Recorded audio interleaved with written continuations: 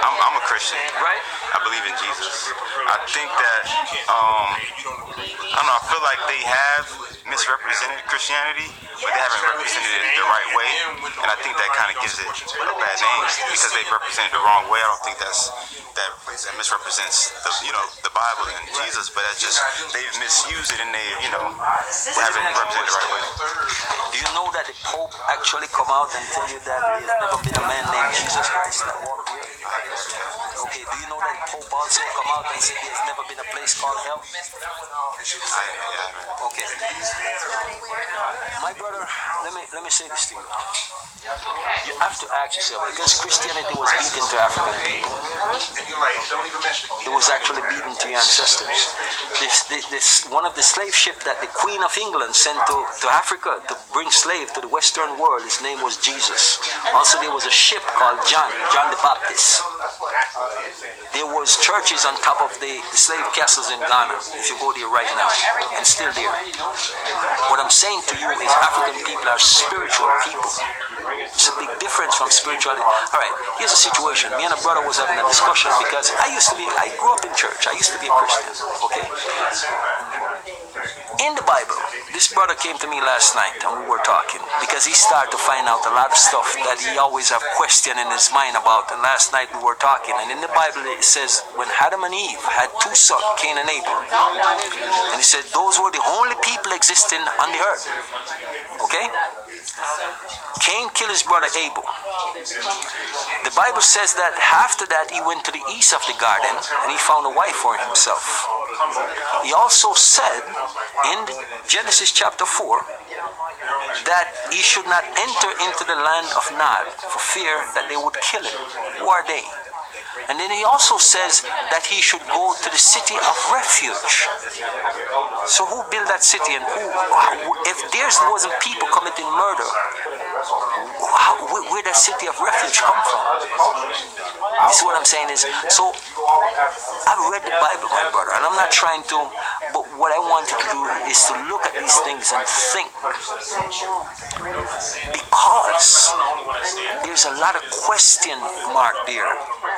And when you start to ask the people who are in these religious setting about these question marks, they'll stand there and look at you because they know that you've come into light.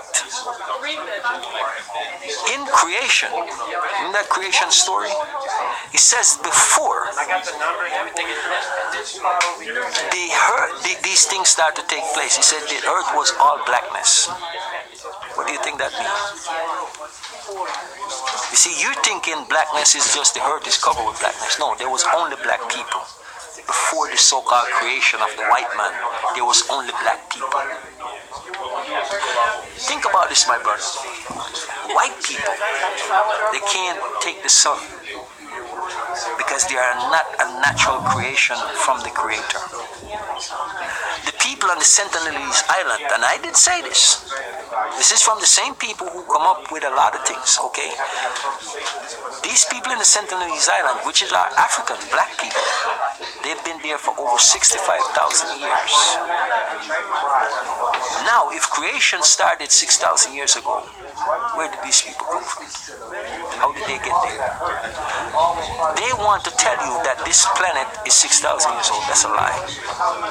The same scientists, my brothers, they go and tell you that we found these rocks are these things that has been here for millions of years, literally. You see, people, my brother, want you to separate yourself from the Creator. We, as black people, has always been on this planet.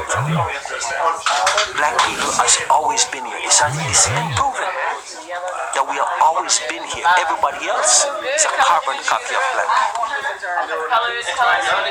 This is what I'm saying. So you have to dissect these things. You have to really sit down and see the logic in them to see if they make. Because the Bible came out of what we call Egypt is Kemet. It was took from the hieroglyphics. Everything that is in the Bible, they take it and twist it. Okay? The 10 Commandments came from what we call Mahat. That's where they bring that from. These things existed way before a man ever named Moses ever come on the, because there never been a man named Moses. The thing is, when you sit down and you dissect a lot of things and you listen to them carefully, even when you read about it carefully, a lot of the Bible is speaking about you and your people in Africa. What I have to do is just research. That's what I'm saying. Research, my brother. I'm telling you, go look into Kemet and how this Bible and how it came about. This is what I'm saying is because the Bible is not as old a book as people think it is. This is what I'm saying is, and when you do the trace, the man that give most of us the Bible that we got today come from the King James version of the Bible. Okay, Shakespeare was one of the writers of the King James version of the Bible. It's in the book of Psalms. Okay, without a doubt. What you have to do is to see these things and see the level of trickery that these people come with to keep black people in their place, my brother. Because everybody is against the black man. Even the Bible, they tell you, they have hated my people without a cause. And my people has been hated by people of all the nations. There's no nation of people on earth that don't hate black people. Because they know that black people are the true people. They know that everything comes from blackness. This whole universe is created from blackness, my brother. The whole universe is created by blackness. The hurt, dig in the hurt, cover up a seed, what do you have? Blackness. Everything comes out of blackness. You notice that China man, he can't have nobody else. Everything he have look like him. The white man, everything that he have look like him. He cannot produce you. But you can produce him. No matter what he work out, he can never produce a black man. Nobody else can produce black people. We can. When you look at the creativity of black people, my brother, that should tell you something in itself. Your hair on your head. You're the only person on this planet that have natural hair. You're the only person. Everybody else have animal hair. Look at it and look how it lay down. Most white people here, they hair lay down like a horse's mane. This is a natural antenna that you have, my brother. It curls. You know why it curls? It says it's an antenna. It's a conductor. It's your connection to your creator. That's why they don't like you here. That's why they don't want you to grow your hair, my brother. Because they're trying to separate you from who you are. You have a direct connection to the creator. Blackness is not a color. It's a frequency. It's a God frequency. They know that you are God, my brother. What they call God. They know that's who you are. See, that's why even when this person with his name Jesus, what he tell his disciples? The kingdom is within you. He's telling you God is within you. So you're looking for a place up in the sky that you're going to go to. No, God is within you. They're telling you about this devil. Who is devil? You ever seen one? No, you can be a devil and you can be a God because you decide. You're the one who determine if I do wrong or I do right. You are the duality that decides. Not a person standing on your right shoulder or your left shoulder. That is all a bunch of bullshit. Excuse my French. But what I'm saying to you is we have to come into ourselves, and these people, as long as they can keep you into this place where you depended on one person for your salvation, my brother, and they tell you that you commit this sin, you were born in sin and shaped in iniquity, okay? But how come when a man have a baby with a woman that he's not married to, they committed a sin, that baby was born in sin? So how come when you're married to a woman, your baby is still born in sin? You ever really think of any logic in that, right? It doesn't make any sense. Then the Bible says, slave must be obedient to their master, even if they treat you harshly. So you telling me that this God that you telling me about, he created this man who called himself master, and he tell me that he created me a slave? And I should be obedient to this man that he put in charge of me, even if he's treating me harshly, even if he's hanging me, raping my mother and my sister and my daughter. I should be obedient to him. And this God is the one helping him, and I should look to the same God for salvation. Doesn't make any sense, my brother. Because we're not thinking, we're not reasoning. It doesn't make sense. You see what I'm saying? They don't want you to know who you are. That's what they're doing. If the moment you know who you are, you'll stop believing the lie. And they know that. You carry your money, you give it to the church, and the church never give you anything, but give you faith in Jesus and to tell you that is your salvation. And to tell you you must have faith and believe. Trust and obey. That's what they say. But the church is to keep you in fear. They said, fear God. Why would you want to fear the person who created you? That doesn't make any sense. But the fact is that because they can get you in that state of mind now, so you look into this one man to come and rescue you from them, and the man looked just like them. That is going. Remember, he's the one that put you under the slavery. Help them to put you under slavery. Because in the Bible it says every soul should be in subjection to the superior authority, because there's no authority except by God in the book of Romans. And he says that, you should be, as long as they don't violate God's law. Really? So you telling me that these white supremacy, I must be in subjection to them because God said so? Why would God tell me that? And the same Bible tell me that God is love. But don't you think that they kind of take that and just twist it to favor their own agenda? They take that to control you, my brother. Because like I said, when you know who you are and realize that you are part of the all, that's why the Bible says Almighty. You know what it says? But if you don't read things and get it in its context, it says that all are mighty. You are a part, because you don't know how powerful you are. My brother, if you know your power, you can stand here and make any chair or table in this room move.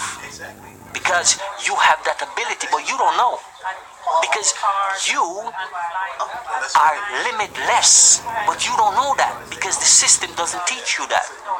But if you go back to your African way of life, it is going to give you that what you need to look into yourself and know yourself. That's why it says if you go to Egypt or Kemet, first thing you will see on those pyramids, know thyself. Because when you know yourself, you're going to know how powerful you are. That people who are spooky to make things move around. The mind, the spirit, my brother. It's got, how do you think they didn't have no crane when they make those pyramids, and they can't figure out how they put those huge stones together. How do you think they get them there? They didn't have no crane. My brother, they make those stones move without touching them. And everything fall into place. Believe it or not. That's how powerful the ancestors that you come from are. Because they knew themselves. And these people went to Kemet or to Egypt, and they took that knowledge for themselves. And that's why they have to keep the black man separated from each other and separated from himself. That's why their medicine doesn't treat the most important thing. Their medicine only deal with the physical side. African medicine is holistic. Physical, spiritually, and emotionally. That's the only way you can cure yourself from anything. You see what I'm saying? You have a headache, they make a pill for your head. But the problem is, my brother, is nothing wrong with your head. Any sickness that comes into you is in the stomach. This computer just tell you that something is wrong. So you need to trace back maybe something you eat, something is affecting the stomach, and that's all it's telling you. But they're giving you something for your head. See, we have to start to realize the spiritual side. That's why you must deal with spirit. Spirituality is very important. Not Christianity. Christianity doesn't give you spirituality. It's trying to separate you. Because you are a spirit. How do you exist in this body?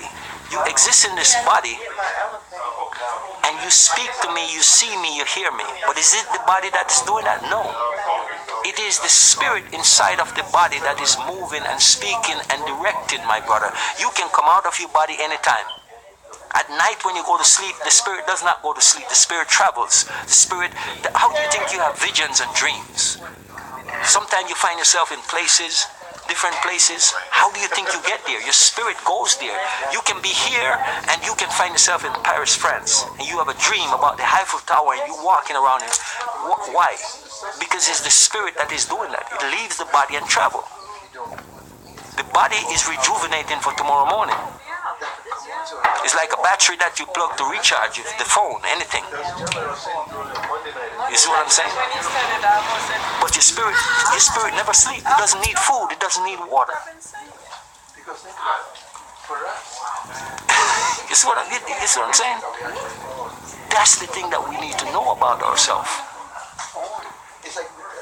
As I you don't, these dreams, visions or whatever. You have visions, my brother, but you suppress them because the system, the Christianity teach you to suppress visions.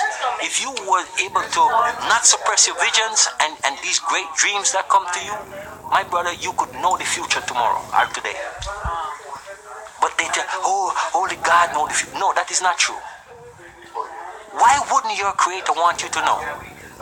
Why would He separate you from that? You see what I'm saying? But they have to do that in order to control you. Because I'm not a Chase, I'm not a Bank of America. You see what I'm saying? So that's why I encourage you, my brother, study, research. Because when you start to research and question things, then believe me, a whole new world is going to open up to you. A whole new world.